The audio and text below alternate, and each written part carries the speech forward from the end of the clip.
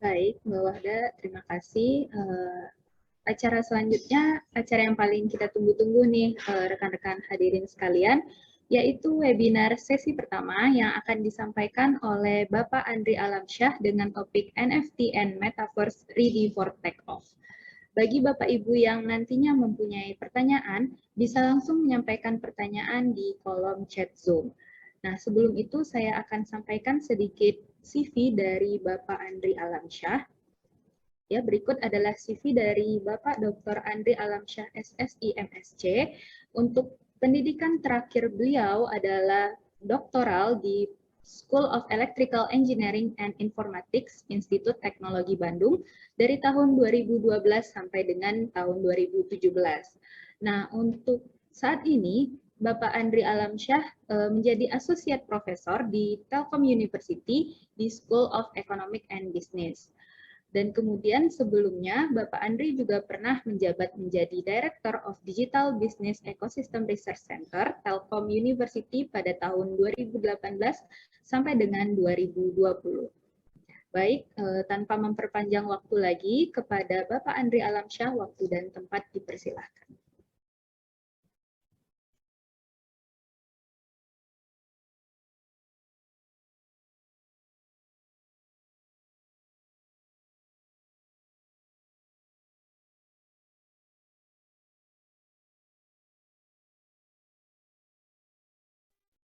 Baik, terima kasih. Kedengaran suara saya? Terdengar dengan jelas, Halo. Bapak. Oke, mohon maaf tadi saya nggak bisa unmute. Sekarang udah bisa. Baik, Oke, Pak. Assalamualaikum warahmatullahi wabarakatuh. Selamat siang, Bapak Ibu sekalian. Saya ucapkan pertama-tama selamat nih buat Peruri sudah launching blockchain community and practice. Terima kasih juga tadi Pak Gandung, Pak Imam yang sudah membuka, kemudian Pak James dengan Indonesia Blockchain Society untuk mensupport acara-acara berkaitan dengan blockchain. Nah, saya dari akademisi, saya akan sedikit mundur ya. Tadi sudah banyak sekali istilah yang dijelaskan oleh Pak James, Pak Imam, DeFi, blockchain, NFT, metaverse. Karena saya akademisi ya, saya mundur sedikit. Saya jelaskan lebih basic ya. Jadi maksud saya adalah karena audiensnya ini saya lihat ada sekitar 274. Tentunya kita tidak mempunyai pemahaman yang sama ya. Jadi kita samakan dulu pemahaman kita di siang hari ini. Oke, mohon izin saya untuk share screen. Oke. Saya mohon feedback Mbak Wahda, Mbak Nindya, apakah kelihatan screen saya? Sudah terlihat, Pak, ya? dengan jelas. Ya, nanti mohon diinfokan kalau suara saya tiba-tiba menghilang karena di sini hujan. Oke, baik. Selamat siang Bapak Ibu. Jadi materi saya ini adalah NFT and Metaverse ready for take off. Nah, ada tanda tanya di belakangnya. Pertanyaan nih jadinya. Nah, sebelum kita nanya ini siap nggak kita take off, kita harus ngomong dulu apa itu NFT, apa itu Metaverse, dan kenapa dua-duanya dihubungkan dengan blockchain. Ya, gambar yang saya pakai sebagai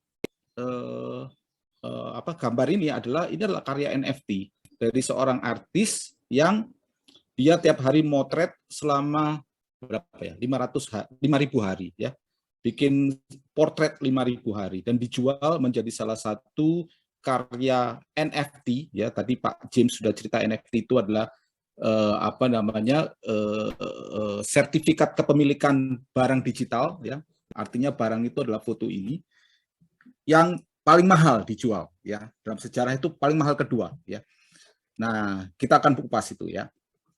Sedikit tentang saya, tadi sudah diceritakan, jadi sebenarnya saya adalah peneliti yang sampai 2-3 tahun yang lalu saya berkecimpung di Big Data dan AI untuk melakukan kuantifikasi perilaku manusia atau social computing. Tapi sejak 2 tahun terakhir, tiba-tiba blockchain itu menjadi suatu topik yang sangat seksi. Ya. Kenapa seksi? Ternyata aplikasinya sangat luar biasa dan ini menjadi salah satu kunci untuk kita berinovasi. Kebetulan bidang saya adalah bisnis. Nah, jadi bisnis itu harus sedikit jeli melihat peluang-peluang teknologi apa yang bisa kita manfaatkan untuk membuat inovasi, ya, creativity, inovasi, sehingga kita membuat suatu layanan yang tentunya nanti juga berguna juga buat tadi yang diceritakan Pak Gandung dan Pak Imam, bahwa memang kita harus empower talent yang ada di Indonesia tentunya, ya. Nah, kebetulan 3 bulan terakhir saya nggak ingat kenapa tiba-tiba saya itu sering ditanyain media tentang 2 hal, NFT dan Metaverse. Dan dua-dua ini adalah suatu hal yang kok tiba-tiba sejak Desember kalau nggak salah ya, November, Desember, tiba-tiba banyak sekali. Apalagi ada fenomena Gozali kemarin ya. Kemudian Metaverse, pertama kita Facebook meluncurkan Meta, tiba-tiba orang, loh apa itu Metaverse? Kemudian Pak Jokowi bilang, kenapa kita nggak dakwah lewat Metaverse saja? Jadi publik itu bertanya-tanya, apa sih Metaverse? Nah, tadi kita udah mendengar juga ceritanya bahwa Metaverse itu imersif, ya. Pengalaman kita itu jauh lebih masuk lagi ke dalam apa namanya, interaksi, ya. Kalau sekarang ini saya dan Bapak Ibu sekalian di sini kita lewat Zoom, kita masih 2 dimensi rasanya, ya. Kita belum merasa gestur kita hanya badan ke atas, ya. Kita nggak merasa yang lebih intens seperti di dunia nyata, dan ini yang menjadi hal yang ingin dikejar. Bagaimana kita semakin meningkatkan kualitas interaksi sehingga produktivitas menjadi naik, maunya seperti itu, ya. Nah, kita akan bahas di sini, ya. Dan nanti kenapa juga ada hubungannya dengan blockchain. Nah, saya sedikit bicara mengenai teknologi yang ada sekarang, ya. Kita itu masuk ke era yang disebut Society 5.0. Ini gambar yang sering saya bawakan, ya, di mana society yang menggunakan teknologi terkini untuk memanusiakan manusia, ya, membantu pekerjaan manusia, seperti atau meningkatkan kesejahteraan manusia, seperti mengurangi kemiskinan, kemudian pendidikan yang merata, kemudian kesempatan untuk bekerja, kesehatan, dan lain sebagainya, ya. Dan juga ada yang lain di bidang bisnis, ada namanya industri 5.0 atau biasanya orang menyebutkan industri 4, ya. 4.0 itu cyber physical system. Tapi ada juga yang menyebutkan 5 itu kita sampai ke industri yang menggunakan data yang sangat besar, ya, scalable, ya, sangat besar, real time, dan juga personal, ya. Personal itu personalisasi. Jadi yang kita lihat di setiap orang itu berbeda-beda. Yang saya lihat di layar Spotify saya, di layar Netflix saya, dan di layar Netflix Pak Imam mungkin juga berbeda karena selera saya dan Pak Imam berbeda. Yang saya lihat di layar Facebook saya dan Pak Imam tentu berbeda, ya. Karena saya dan Pak Imam punya teman yang berbeda, punya selera yang berbeda. Dan ini bisa dicapai karena penggunaan data yang luar biasa dan kemudian dipersonalisasikan keinginan setiap orang, ya. Kira-kira butuhnya apa. Nah, itu kita sebut teknologinya itu nggak berdiri sendiri. Ini adalah rangkaian teknologi yang kita sebut ABCD, orang nyebutnya ABCD. AI, ya, artificial intelligence, yang memungkinkan saya diberikan konten atau layanan untuk saya konsumsi, atau film untuk saya lihat, atau tweet untuk saya baca, atau foto untuk saya cek, untuk saya komentarin, atau barang di e-commerce untuk saya beli, ya. Kemudian ada blockchain. Nah, blockchain itu tiba-tiba muncul, ya. AI itu untuk melihat memberikan personalisasi. Blockchain itu adalah salah satunya adalah menjaga integritas dan aturan, ya. Nah, itu yang saya pahami, dan kepercayaan itu diinikan oleh blockchain. Ketiga, cloud, karena kita sudah banyak menggunakan mobile dan kita interchange datanya melalui media. Dan keempat adalah data itu sendiri. Di antaranya yang paling kita kenal adalah big data, ya. Dan dari data yang kita konsumsi sehari-hari atau kita produce, ya, data yang kita produce, konten yang kita konsumsi, ternyata memang data ini digunakan oleh platform-platform terkenal yang mungkin Bapak Ibu sudah tahu untuk melihat, mengatur, atau membentuk behavior dari kita, ya, dari manusia, ya, yang kita sebut tadi di industri society, gitu, ya. Maunya apa, sukanya apa, kira-kira kamu dikelompokkan dengan orang apa. Dan ini ternyata banyak sekali akses yang mungkin Bapak Ibu sudah semuanya tahu, ya, seperti Facebook melakukan pelanggaran privasi dan lain sebagainya. dan semuanya berkompetisi untuk attention. Jadi intinya perusahaan-perusahaan besar itu mengkoleksi data kita yang kemudian datanya dengan dalih untuk layanan yang lebih personal ya. Jadi ini kebutuhan Anda sendiri. Tapi di baliknya ya datanya kita nggak tahu apakah di manage secara bertanggung jawab atau tidak ya, kita nggak tahu ya. Tapi itu yang praktek bisnis atau praktek korporasi skala besar yang ada saat ini dengan bantuan teknologi ya. Dan paling penting adalah tadi efeknya adalah matching ya, matching mendapatkan konten, matching nonton di Netflix ya, matching mencari jodoh ya, matching mencari pekerjaan ya, matching mendengarkan lagu ya, mencocok-cocokkan dengan data yang banyak ya. Jadi perilaku kita di capture, dibuatkan algoritma, diprediksi dan lain sebagainya. Jadi kesimpulannya apa dari 3 hal yang saya ceritakan tadi, dari 3 slide tadi? Kesimpulannya kita tidak punya kontrol terhadap data kita. Data kita itu diserahkan, kita serahkan karena kita memang menggunakan layanan-layanan tersebut gratis ya. Facebook, Twitter itu gratis ya. Kalau Netflix, Spotify dan lain-lain tentu kita berbayar ya, tapi tetap aja kita bisa menggunakan diambil datanya ya. Nah, oleh karena itu kita muncul suatu gerakan atau suatu teknologi lah sebenarnya, teknologi yang ternyata ada kebutuhan dari praktek yang sekarang lebih baik, yaitu kita sebut sebagai Web 3.0 atau evolusi internet selanjutnya ya.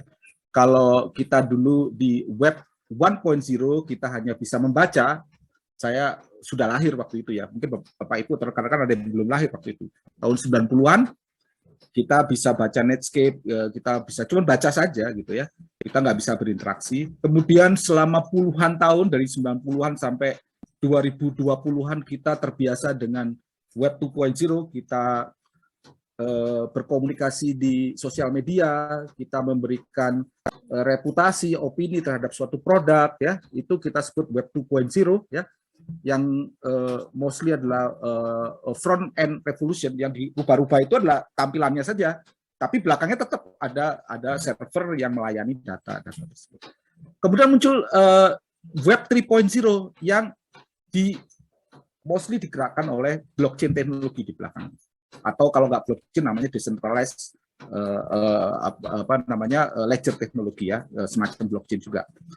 Nah, ini selain read, write, dan execute. Artinya apa? Artinya kalau execute ya saya tidak perlu lagi, kalau misalkan saya jualan di Tokopedia atau web commerce yang lain ya, saya nggak perlu lagi pakai intermediar untuk menjamin bahwa saya membayar dan menerima barang ya. Kalau transaksi antara penjual dan pembeli itu orang di tengah atau platform itu menjamin bahwa uangnya akan dikirimkan dan dibayarkan dan barangnya akan dikirimkan, conclude ya transaksinya. Tapi dengan menggunakan Web 3.0, transaksi itu akan berjalan dari peer to peer, langsung dari penjual ke pembeli ya.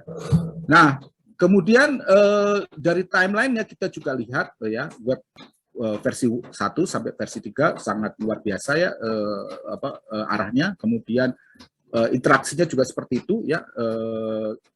Bapak Ibu bisa lihat dulu produser konsumer, kemudian produser konsumer bisa bolak-balik. Nah, ini konten juga bisa dibolak-balikkan di sini ya. Jadi kita banyak sekali yang bisa kita rubah. Nah, sebelum kita ngomong metaverse, sebenarnya ide metaverse itu sudah ada beberapa tahun sebelumnya. Waktu saya kecil saya nonton Matrix ya. Bukan kecil lah, udah gede juga ya. Waktu saya kuliah SMA ya, nonton Matrix ya. Kemudian ada film Tron ya. Nah, ini yang paling membekas buat saya adalah film yang namanya Ready Player One. Bapak Ibu mungkin beberapa sudah lihat ya. Kalau belum silakan lihat bagaimana sedikit insight metaverse itu seperti apa ya. Di sana yang paling menarik bagi saya adalah adegan peperangan di dunia digital. Jadi Ready Player One menggambarkan ada dunia real dan ada dunia digital, di mana dunia digital itu dia menjadi seseorang yang berbeda dengan dunia real ya. Dan dunia digital itu dia melakukan banyak aktivitas. Di antaranya adalah melakukan demo atau pemberontakan atau perang yang digambar sebelah kanan ini. Dia mengumpulkan teman-teman digital ya untuk melakukan pertempuran. Ya. Jadi kata kunci di sana itu apa? Kolaborasi. Ya, kolaborasi untuk achieving something that might not happen in the real life. Kenapa? Karena di real life mungkin teman saya ada di US, teman saya ada di Eropa atau di negara lain ya, yang kita sulit sekali. Batasan fisik itu yang membuat kita tidak bisa achieve something, gitu ya. Nah di sini itu dihilangkan ya di film ini digambarkan seperti itu. Nah ide itu yang kemudian bisa kita turunkan menjadi metaverse. Nah pertanyaannya adalah apa itu metaverse ya? Ada beberapa definisi. Yang pertama, metaverse itu adalah kolaborasi atau network dari dunia 3 dimensi yang fokusnya ke social connection. Ya, jadi memang tujuannya adalah social connection dulu. Ya, kemudian yang kedua adalah metaverse itu adalah virtual world di mana orang terhubung di 3 dimensi dan dapat melakukan banyak hal. Ya, termasuk fungsi-fungsi seperti di dunia nyata ya, belajar, bekerja, mungkin menonton film ya, berkompetisi, mencari jodoh ya, dan lain sebagainya. Dan di sana ada banyak sekali teknologi yang bergerak di belakangnya.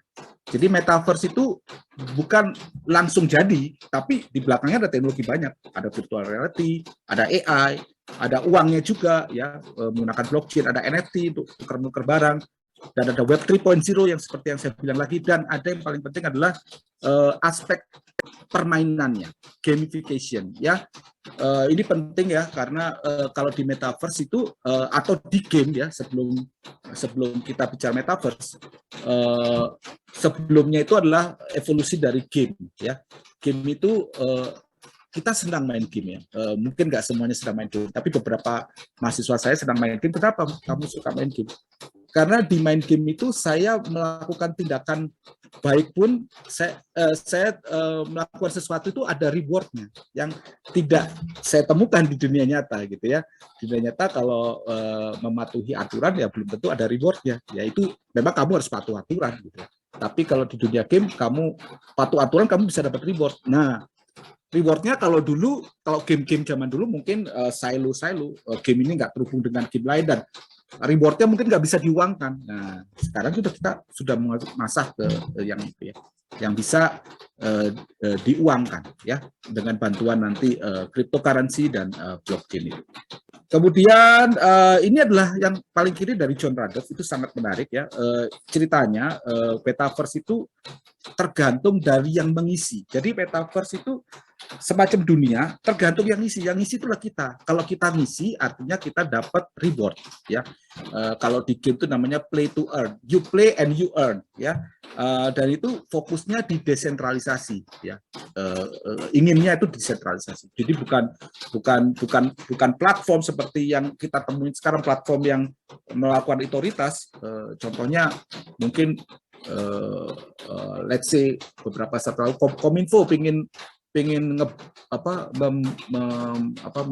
memban atau sensor suatu akun ya, yang nggak bisa, harus ngomong dulu ya, harus diskusi dulu ke pemilik platformnya ya, karena itu sifatnya adalah sentralisasi ya. Dan kalau kita lihat di sebelah kiri ya dari John Radoff ya, ada beberapa hal yang bisa kita pengalaman ya, kemudian discovery, finding something, ya, melakukan rating, melakukan review, ya. Kemudian ada alat-alat untuk kita melakukan kegiatan bisnis. Ya, misalkan saya beli tanah di metaverse, saya bangun toko, tokonya saya jual something, sehingga orang datang nanti bisa beli di toko saya. Ya, itu alatnya ada. Ya. Kemudian spatial computing yang kita sebut pakai kacamata Oculus dan lain sebagainya, ya, yang membentuk sense space di dalam suatu ruang digital. Ya, kita kalau ini digital, di layar saya digital, di layar Bapak Ibu digital, tapi kita nggak ada sense space-nya karena kita nggak bisa menyemplung gitu loh. ya. Kemudian ada desentralisasi. Ya, desentralisasi itu ya apa namanya? Artinya power itu ada di setiap orang. Setiap orang itu punya power untuk kapan memberikan data dan kapan tidak, ya terserah dia ya. Kemudian ada human interface ya, termasuk banyak hal ya, mobile, kemudian haptik untuk merasakan sentuhan ya, dan tentunya yang paling basic adalah internetnya harus kenceng, infrastruktur komputasinya juga harus cepat ya. Nah itu gambaran sekilas metaverse ya. Mungkin kita lihat sedikit glimpse dari metaverse. Mungkin ini dari Samsung ya. Saya nggak pakai suara di sini ya. Ya, ini Bapak Ibu bisa lihat ya. Ini bagaimana kantor ya. Ini sangat relevan dengan kondisi kondisi pandemi saat ini, di mana kita nggak perlu datang kantor. Bagaimana kita buat kantor di virtual ya. Kantor di virtual, kemudian avatar yang merepresentasikan diri kita ya. Dan ini ide dari Samsung, flexibility nah ya. Itu yang kita lihat. Kemudian dari Meta juga gitu, glimpse ya. Ini bagaimana mungkin beberapa sudah banyak lihat videonya bagaimana Mark Zuckerberg membuat representasi dirinya secara digital, kemudian melakukan interaksi dengan teman-temannya macam-macam, ada yang orang, ada yang robot, terserah bentuknya ya. Melakukan banyak aktivitas, main kartu ya. Kemudian bisa terbang, bisa kemana-mana ya. Kemudian bisa calling dengan dunia nyata, bisa berdiskusi ya, dan lain sebagainya. Bisa membuat karya-karya yang tidak limited ke 2 dimensi ya. Nah ini contohnya. Kemudian yang ketiga adalah, ini juga menarik, adalah Metafluence, suatu kota di mana di kota itu ada 3 hal. Ada tempat shopping, ada tempat pameran, ada tempat event ya. Di event kita bisa masuk, kita bisa melihat bagaimana semacam ya event macam-macam, bisa di situ party, bisa juga mengajar ya, bisa juga berolahraga misalkan ya.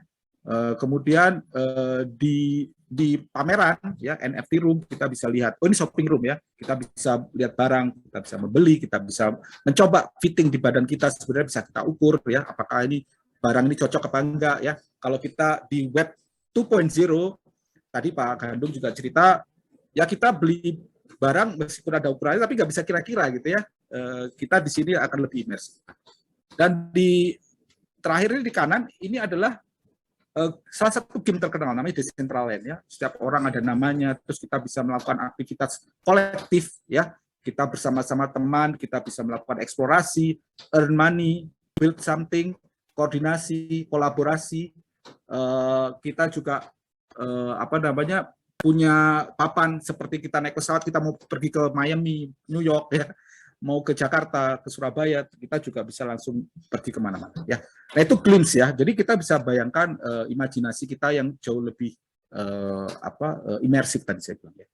Nah dari semua ketentuan tadi, ya kita kembali ke pertanyaan, apa sih hubungannya dengan blockchain? Nah kalau yang kita lihat tadi itu kan front end revolution ya, dari Second Life, dari The Sim Game yang kita dengar menjadi sandbox atau Decentraland ya. Tapi di belakangnya semakin banyak orang berinteraksi, pasti akan ada peluang ekonomi. Nah, peluang ekonomi tidak akan terwujud kalau tidak efisien.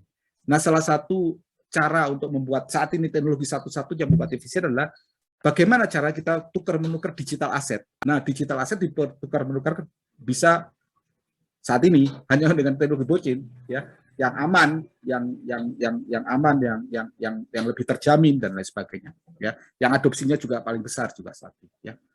Nah, ini saya nggak akan bicara banyak. Tentunya kalau di front end kita punya AR ya, kita punya VR, kita kadang-kadang cukup pakai mobile phone, tidak harus pakai kacamata ya. Kalau main game Decentraland gitu kita nggak perlu pakai kacamata, tapi kita tetap bisa bermain dan kita juga bisa menggunakan aset kita, uang kita untuk membeli, bertukar-menukar, kemudian dan kolaborasi lainnya.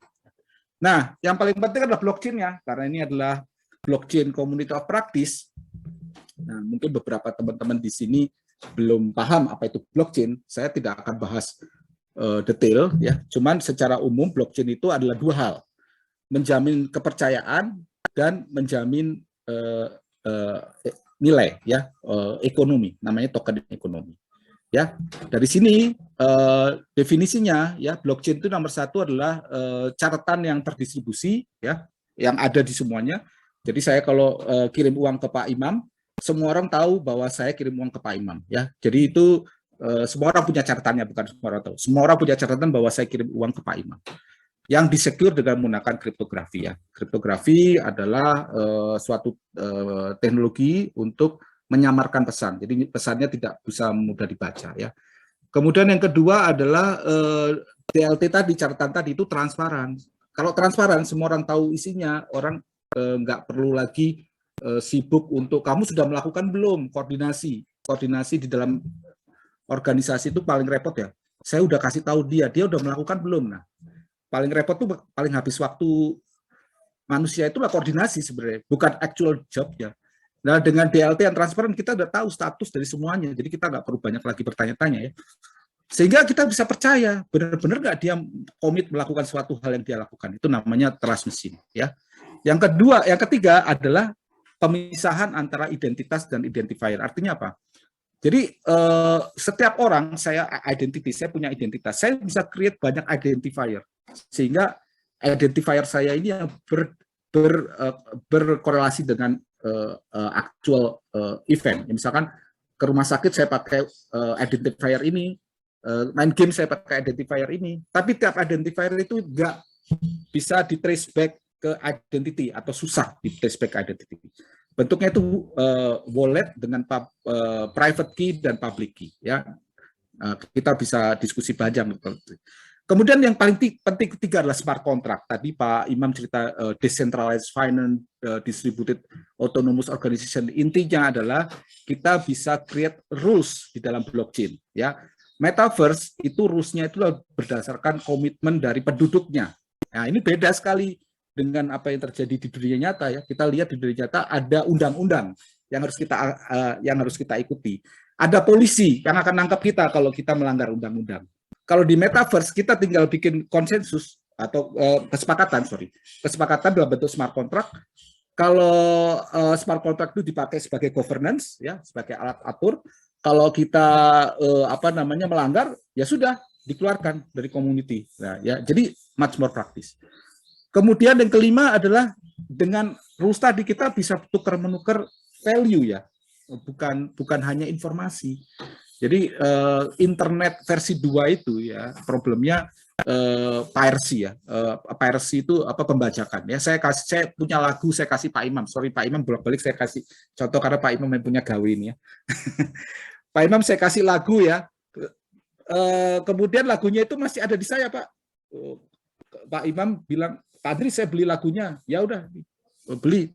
Lagunya saya kasih ke Pak Imam. Tapi saya masih punya lagunya gitu. Nah, itu sebenarnya nggak boleh. Atau saya punya foto ya, fotonya saya masih punya ya. Saya kasih Pak Imam punya fotonya, saya punya fotonya. Nah, kalau pakai blockchain, nah terutama di cryptocurrency atau di uang ya, saya punya uang 100.000, saya kasih Pak Imam 50.000, uang saya harus tinggal 50.000. Nah, kalau uang nggak boleh kayak gitu.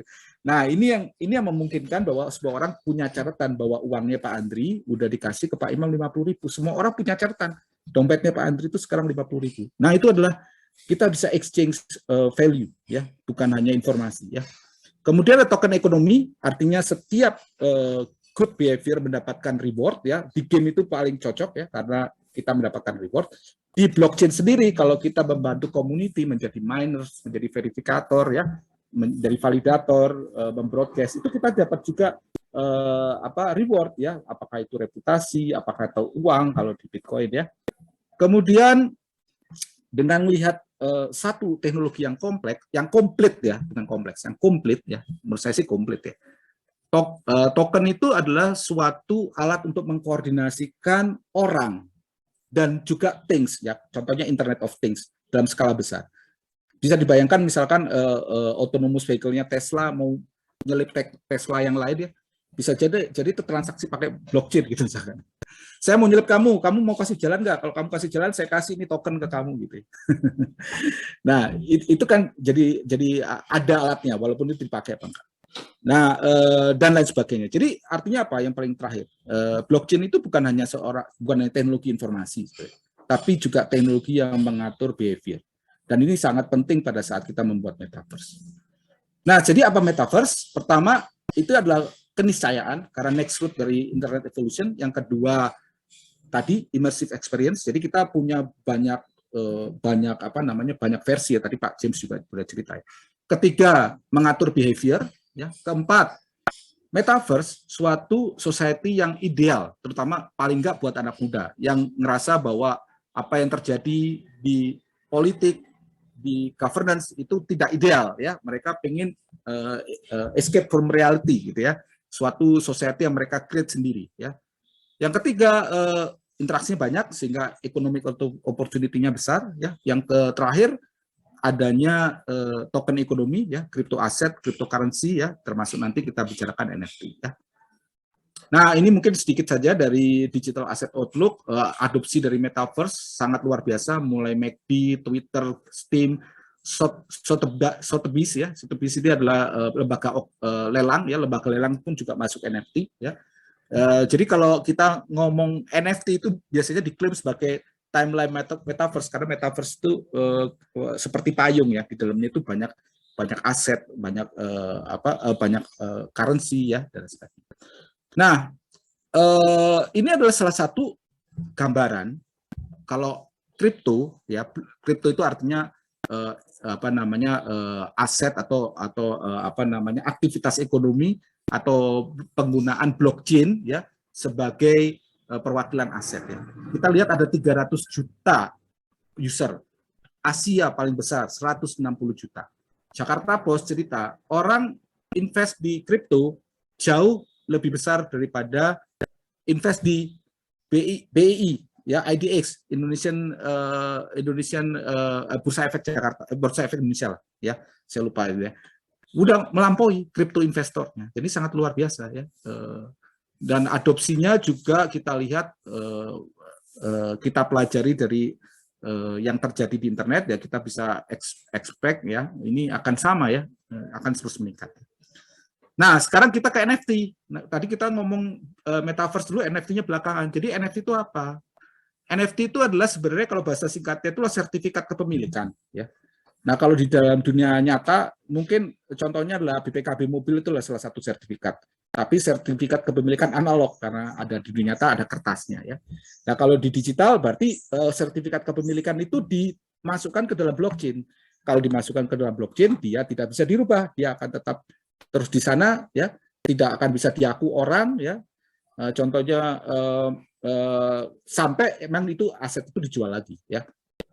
Nah, aset nggak digital itu banyak problemnya. Contohnya mungkin Bapak Ibu penggelapan BPKB, ya, sertifikat tanah, ya, yang tiba-tiba banyak konflik-konflik di dunia nyata karena problem tanahnya diklaim oleh yang lain karena lembaga pencatatan tanahnya itu tidak konsisten ininya mengisi datanya itu gampang dikorap lah, ya. Kemudian NFT bisa produk yang dibuat banyak, ya. Misalkan saya bikin kaos banyak, ya, atau bisa produk yang unik. Jadi dua-duanya bisa. Yang ketiga, NFT menggunakan blockchain tentunya, dan itu tidak bisa dipecah menjadi satuan. Jadi itu bedanya aset dalam bentuk aset satu satuan dan dengan uang, ya. Dan NFT sendiri banyak digunakan, contohnya di marketplace, kemudian di collection, di gaming tentunya, ya, di finance dan lain sebagainya, ya. Dan ini adalah Januari 2002 yang paling besar itu ini enggak saya urutkan paling besar, ya. Oh ya, market cap paling besar adalah Decentraland. Decentraland itu game, game metaverse, ya. Axie Infinity juga game metaverse. Jadi lihat NFT dan metaverse memang tidak bisa dipisah-pisahkan, ya, interchangeable ini, ya. Nah, di Indonesia sendiri sudah mengalami shock, ya, kemarin. Wow, ternyata jualan NFT foto selfie sendiri sudah bernilai sangat luar biasa, berarti kita bisa dong. Nah, pada berbondong-bondong ke sana ya. Ya, which is good karena literasi juga bertambah walaupun literasi blockchain-nya perlu ditingkatkan lagi ya. Nah, hubungan antara metaverse dan NFT sendiri adalah NFT itulah core-nya dari metaverse ya. Kita bayangkan game-game zaman dulu itu nggak pakai NFT. Jadi saya bilang tadi, ini silo semua nggak bisa tuker-tuker barang. Tukernya offline dulu, transfer bank gitu ya, repot ya. Jadi nggak bisa growth, game itu ya gitu-gitu aja. Nah, begitu ada NFT, wah ini sangat luar biasa di market kripto tadi yang saya ceritakan. Dan kita lihat collection sales-nya luar biasa ini, beberapa game terkemuka, Axie Infinity, CryptoPunks dan lain sebagainya ya. Kemudian salah satunya juga ini ya, di sini tadi apa ya, DeFi ya, DeFi Protocol Decentralized Finance. Jadi di sini menunjukkan juga gaming and decentralized exchange ya, tempat tukar menukar aset kripto dan uang kripto itu mengalami ledakan pada tahun 2020-2021, datanya saya nggak dapat, tapi saya kira juga pasti semakin luar biasa ya. Kalau Bapak Ibu lihat di sini, salah satu kemudahannya adalah composability. Dia bisa dikompos dengan berbagai macam produk. Ini balik lagi ke ide awal kita. Kita bisa personalize, ya. Kita ingin semua orang itu dipersonalize, dan dengan layanan game, layanan finance yang bisa personal, saya ingin ini, saya ingin layanan ini, yang ditawarkan oleh di dunia nyata, financial institution, bank dan lain sebagainya, itu nggak sepersonalis yang ada di dunia kripto. Makanya nggak heran ini sangat luar biasa ya. Dan kalau kita lihat di layernya, ya, Ethereum salah satu protokol di blockchain banyak digunakan untuk exchange aset ini ya. Dan satunya ini adalah ERC-721 yang berhubungan dengan NFT ya, barang, aset, dan ERC-20 yang biasanya digunakan untuk uang ya. Nah, ini ada beberapa jenis protokol yang di atasnya ya. Nah, apa sih opportunity ekonominya itu apa aja? Kalau kita masuk ke metaverse, ini adalah beberapa contoh gambaran ya. Pertama, kalau buat korporasi atau individu ya, tadi Pak Gandung juga cerita, semua orang bisa punya power lebih ya, menjadi Superman sekarang ya. Branding ya, banyak sekali, Gucci di situ ya, Hyundai bahkan bikin mobil di dalam metaverse ya. Why not ya, yang jual mobil Hyundai-nya bukan sembarang orang, tapi ya Hyundai sendiri yang di dunia nyata ya. Kemudian tanah, nah ini sangat kaget ya, beli tanah di metaverse, salah satu strategi adalah play to earn. Itulah bagaimana Anda strategi sama di dunia nyata, tanah di tempat yang ramai tentu value-nya akan besar. Apa yang disebut ramai adalah tempat yang sering dikunjungin orang. Berarti dekat pusat kota atau di tetangganya, misalkan Elon Musk bikin rumah besar gitu ya, kita di tetangganya tanahnya kan tinggi juga nilainya ya, karena mungkin akan banyak orang yang lewat ke sana ya. Jadi tanah itu kalau kita lihat di YouTube kemarin, beberapa ada 100 juta, ada yang 50 juta sepetak tanah ya, itu orang kadang-kadang nggak percaya, sampai segitunya nilai ekonominya ya. Kemudian konser ya, artis melakukan konser ya, ini beberapa juga melakukan ya. Shopping tadi yang saya ceritakan, teaching ya, mungkin saya nanti nggak perlu datang ke kampus, saya tinggal bikin space saja di metaverse, ngajarin blockchain, praktek lab di metaverse, why not ya, selama teknologinya sudah convenience buat dipakai ya. Play to earn ya, ya kalau main-main aja sih bisa terus dapat uang ya. Kemudian dan advertising tentunya ya, advertising, misalkan saya beli tanah, saya pasang billboard, orang melihat billboardnya gitu dan lain sebagainya ya. Space saya bisa di rent out. Nah, kemudian karena di blockchain ya transaksinya seperti ini ya, ini transaksi metaverse karena kita base-nya adalah blockchain, jadi ada semacam gas ya untuk membayar orang, karena desentralisasi tadi Bapak Ibu, desentralisasi itu jadi nggak ada lembaga yang memverifikasi transaksi seperti bank. Jadi yang memverifikasi adalah network ya, semua orang yang mau memverifikasi dengan memberikan cost atau biaya yang lebih tinggi, ada kemungkinan transaksi kita diverifikasi. Kalau enggak ya enggak, transaksi enggak jadi. Jadi inilah model transaksi yang mungkin enggak umum ya, enggak biasa buat banyakkan orang ya. Nah ini kita lihat yang Alex, gasnya ya, biaya untuk transaksinya bukan uang yang ditransaksikan ya, biaya untuk transaksinya adalah 0,0030, sedangkan asli lebih rendah. Maka Alex diverifikasi oleh miner, dari transaksi dia terkonfirm, sedangkan asli enggak ya. Ini contohnya antara kayak gitu ya. Nah, balik ke pertanyaan pertama. Siap nggak kita take off? Pertama, kondisi. Jadi opportunity-nya sudah saya ceritakan tadi dan teknologinya ada, tapi saat ini memang masih bayi. Tadi Mas James bilangnya adalah chaos. Saya bilang masih bayi, belum konvergen. Semua orang mesti mencari bentuknya sendiri. Tapi kita nggak ada salahnya nyemplung. Ya, memang kita beberapa orang sudah invest, bahkan mungkin PwC invest di salah satu dunia metaverse, dengan itu perusahaan dunia nyata yang cukup besar ya, dia invest untuk bilang bahwa saya hadir loh di metaverse, dan beli tanahnya cukup mahal ya. Limited industri karena kita lihat masih limited ke finance, gaming ya, tapi kayak marketing, commerce ya, itu masih belum ya. Lembaga seperti lelang itu juga udah masuk ke metaverse ya.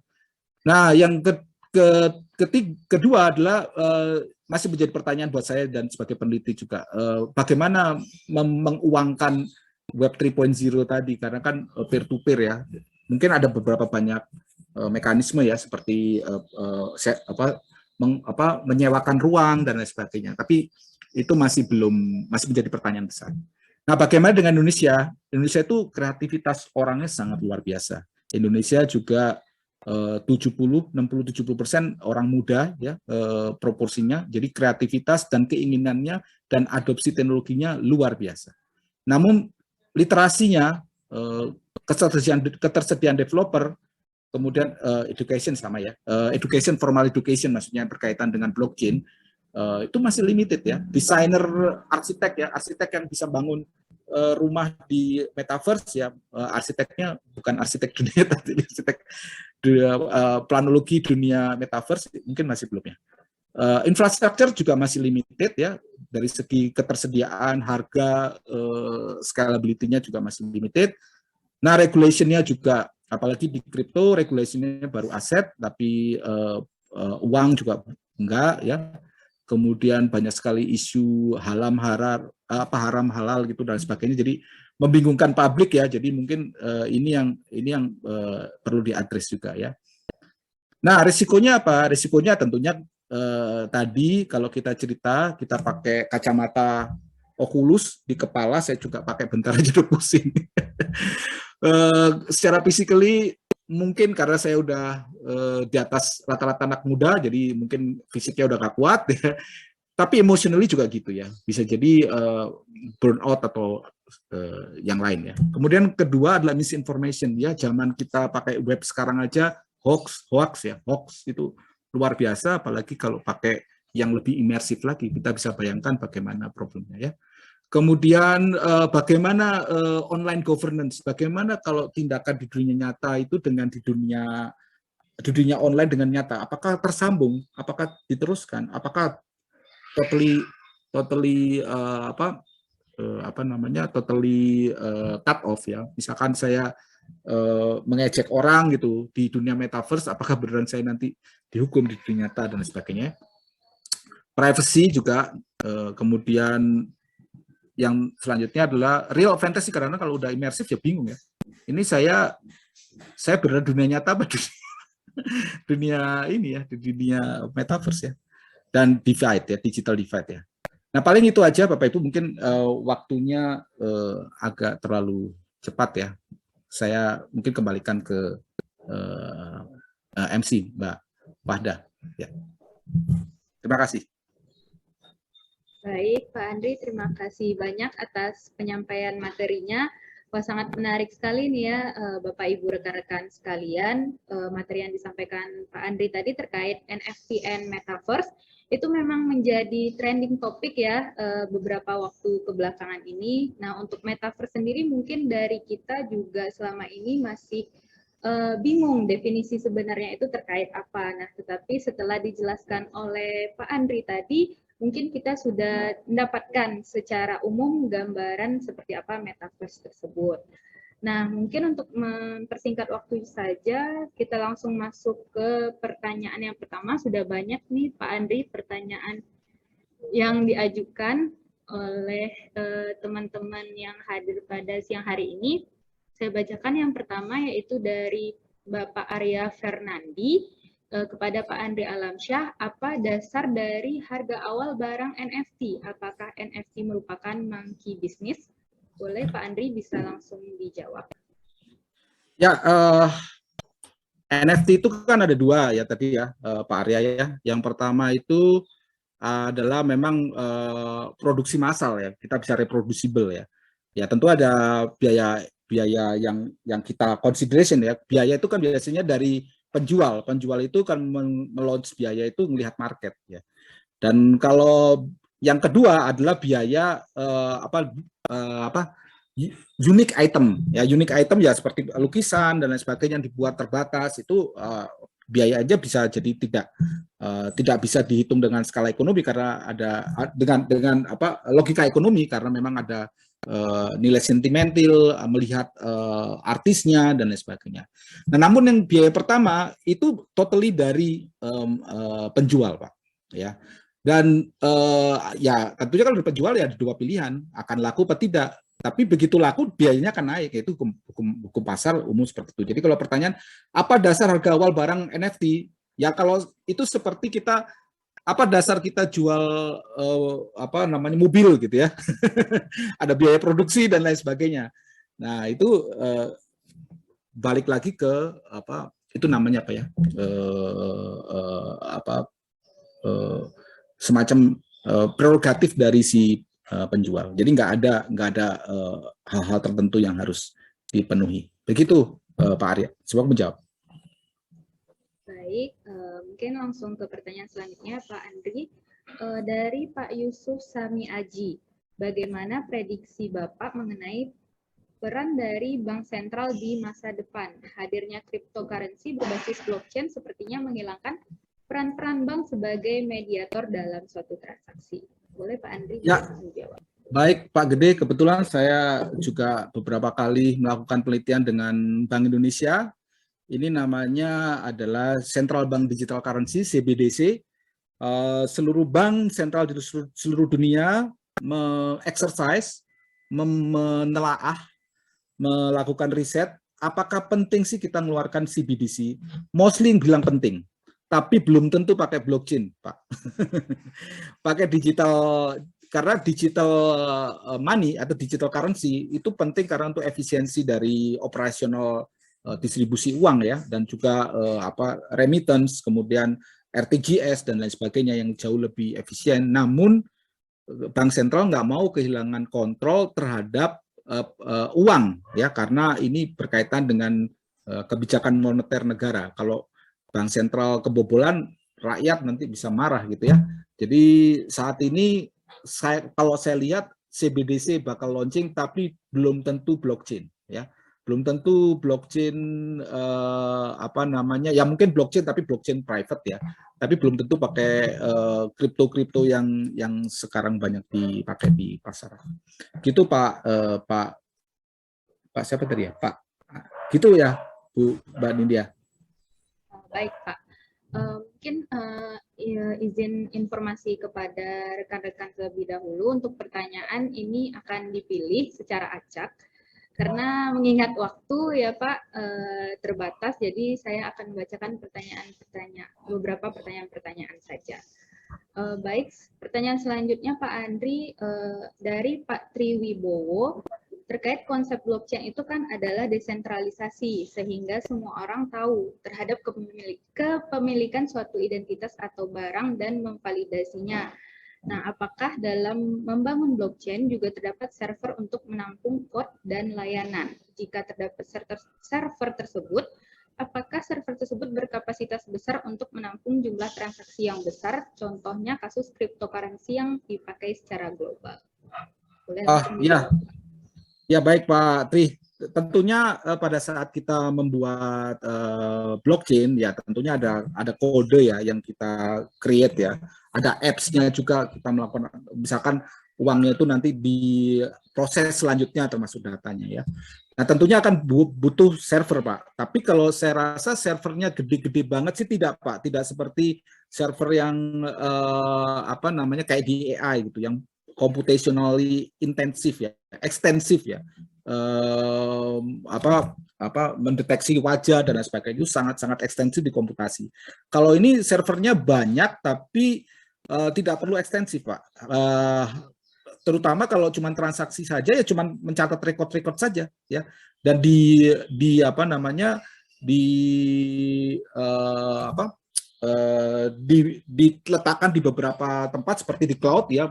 Kalau Bapak tahu misalkan Amazon juga punya server untuk blockchain ya, IBM juga punya dan itu tidak besar ya. Dan apalagi pertanyaan tadi? Kapasitas besar itu kapasitas space mungkin ya, kapasitas space kalau banyak, tapi computational extensive enggak seperti database biasa aja seperti SQL dan lain sebagainya. Seperti itu Mbak Nindya. Baik, terima kasih Pak Andri. Untuk pertanyaan selanjutnya masih ada waktu ya Pak. Dari Pak Farid, dengan penggunaan blockchain, bagaimana cara mengamankan informasi yang tersebar tiap pengguna agar tidak disalahgunakan? Misalnya ketika dipakai untuk e-medicine agar record medis pasien bisa terjaga dengan baik. Nih, baik Pak Farid. Jadi ini menarik nih. Ini salah satu power dari blockchain ya. Blockchain itu tadi saya ceritakan, kita itu membedakan identity dengan identifier. Jadi kita itu salah kaprah ya di penggunaan data di Indonesia, dimanapun juga di negara kita. Data itu selalu diikuti dengan data saya sakit misalkan, selalu diikuti dengan data identitas saya. Padahal identitas saya itu nggak perlu dikasih ya, nggak perlu kan. Yang perlu itu kan dia memverifikasi bahwa itu benar saya gitu. Tidak perlu saya laki-laki tinggal di mana itu nggak perlu tahu. Nah blockchain itu akan memberikan kebebasan buat kita untuk data mana saja yang harus kita belikan ke rumah sakit. Misalkan rumah sakit itu cuma butuh apa sih? Paling cuma butuh usia saya kan, cuma butuh usia saya, butuh tinggi badan, butuh golongan darah, tapi nggak perlu tahu saya sudah menikah atau belum, tidak perlu tahu agama saya, tidak perlu tahu yang lain-lain. Jadi pemisahan antara identity dan identifier ini itu yang diakomodasi oleh blockchain dan tidak diakomodasi oleh sistem database yang harusnya bisa ya, yang umum dilakukan di Indonesia. Makanya kita sering sekali melihat data bocor, semua nomor telepon lewat ya karena semuanya gabung. Jadi managing database-nya belum aware dengan hal-hal seperti itu. Begitu ya Pak Farid, semoga menjawab. Baik, Pak Andri, mungkin ini untuk pertanyaan terakhir sepertinya cukup menarik dari Pak Restu. Kemarin dunia blockchain itu cukup diramaikan dengan NFT Gozali Everyday yang mungkin kita semua tahu ya Pak. Menurut pandangan Bapak, apakah ini bisa menjadi trigger bagi warga Indonesia yang masih awam untuk mengenal lebih dekat mengenai NFT? Kemudian menurut Bapak, apa dampak negatif dari NFT itu sendiri jika digunakan oleh orang yang tidak bertanggung jawab seperti memperjualbelikan NFT dalam wujud foto ID card orang lain? Ya, baik. Terima kasih Pak Restu ya. Jadi kebetulan saya kemarin pas Gozali itu wah banyak sekali ditanyain dan saya diwawancarai bareng juga sama Gozali. Jadi ini menarik juga ya. Jadi Gozali itu sebenarnya self portrait itu banyak laku di NFT ya. Karena itu kan form of art. Konsistensi dari Gozali membuat art selama 5 tahun dan terus menerus ya. Dan itu yang dihargai oleh publik ya di OpenSea ya. Nah, namun orang-orang itu hanya akan lihat nilai akhirnya, oh ternyata kita bisa cepat kaya ya. Kalau saya sih percaya begini, art itu genuine gitu ya. Art itu genuine, art itu dibuat oleh Gozali itu adalah suatu hal yang unik ya, tidak repeatable ya. Boleh aja orang repeat usahanya Ghazali, tapi belum tentu akan mengulangi kesuksesan. Nah, itu yang disebut sebagai NFT atau digital art. Nah, yang lain-lain jadi tahu, oh ternyata bisa ada cara cepat ya menjual cilok ya, ada gambar gado-gado ya, macam-macam itu, ada gambar mobil, ada gambar KTP ya. Jadi itu menunjukkan bahwa kita latah ya. Menurut saya sih di sisi lain bagus membuka mata, di sisi lain belum paham konsepnya tapi langsung nyemplung. Saya sih cuma khawatir nanti yang genuine artis itu malah kehabisan tempat karena banyak noise ya di platform OpenSea atau semacamnya kayak gitu. Itu aja sih menurut saya. Ya itu saya nggak bilang itu jelek ya, tapi itu kita juga nggak bisa nyalakan, itu kan publik ya. Dan mereka memang belum pernah dapat edukasi ya. Kecuali kita memang ada suatu edukasi di kampus, di sekolah, atau di media yang bilang, oh blockchain kayak gini. Nah, kita baca media sendiri kan sudah bingung ya. Ada, saya di kripto tapi saya ditipu. Jadi publik itu mengalami kebingungan luar biasa karena informasi yang bisa dipercaya itu siapa gitu. Jadi ya nggak bisa disalahkan juga ya. Menurut saya sih ini proses lah, proses menuju hal yang lebih baik ya. Kita semua menuju proses itu. Serasa gitu ya, Mbak Nidia. Baik Pak, mungkin kita boleh adopsi terhadap teknologi itu, tapi nggak boleh latah ya Pak terhadap teknologi ya, dalam menggunakan itu. Baik, mungkin karena waktu juga udah hampir jam 3, mungkin untuk Pak Andri, terima kasih banyak atas materi webinar yang sudah disampaikan. Dan untuk rekan-rekan sekalian yang sudah bertanya, maaf tidak semua pertanyaan bisa kita sampaikan dan tanyakan langsung kepada Pak Andri. Baik, terima kasih Pak Andri. Sama-sama Mbak, terima kasih. Terima kasih Bapak Ibu semua.